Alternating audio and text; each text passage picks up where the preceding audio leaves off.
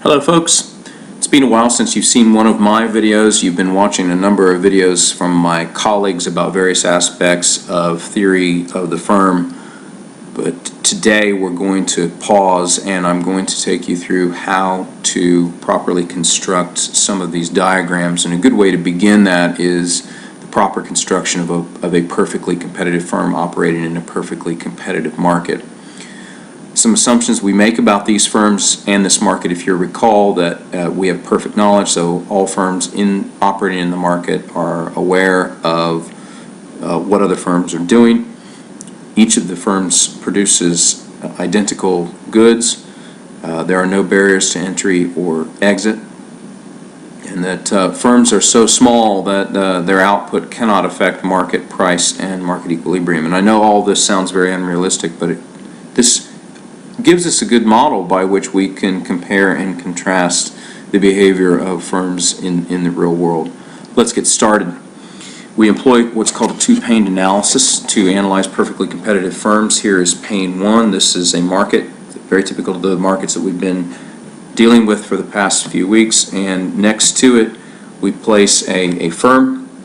Note the vertical and horizontal axis. Here, when I go to diagram this firm, the vertical axis is price cost and the horizontal axis is quantity / output.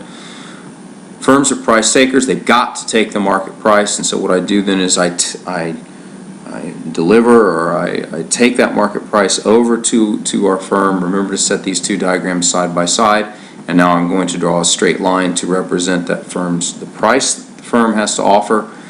It's also its demand curve. It can sell all it wants to at this particular price, but it can't go any higher, it can't go any lower because it wouldn't be profit maximizing.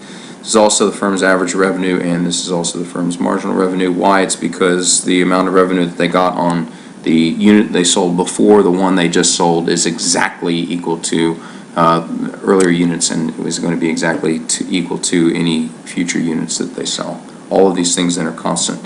So the firm is facing a perfectly elastic situation. You may want to go back and review that concept of elasticity.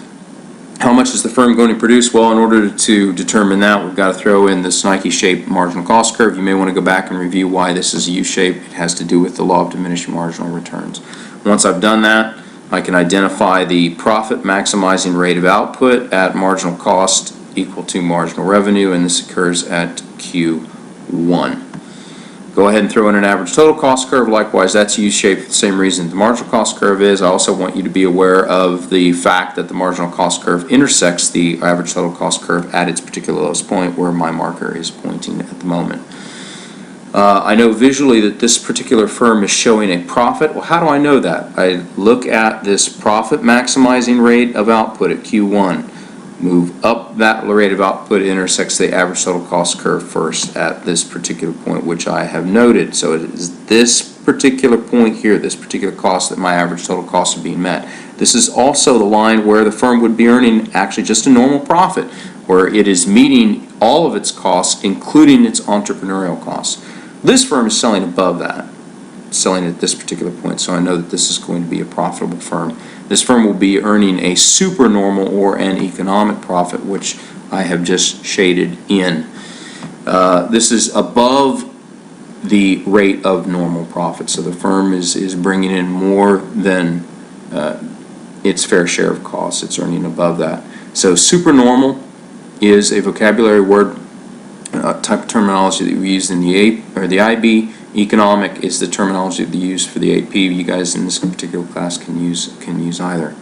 So this firm is earning a supernormal profit. Other firms in the market are going to be aware of that, so they're going to come in. How many will come in? Well, we take this normal profit line, retransfer it back to the market. We note that it intersects our demand curve at this particular point. That's how many new firms are going to be entering into this market. So our supply curves shift from S to S2 at this particular point.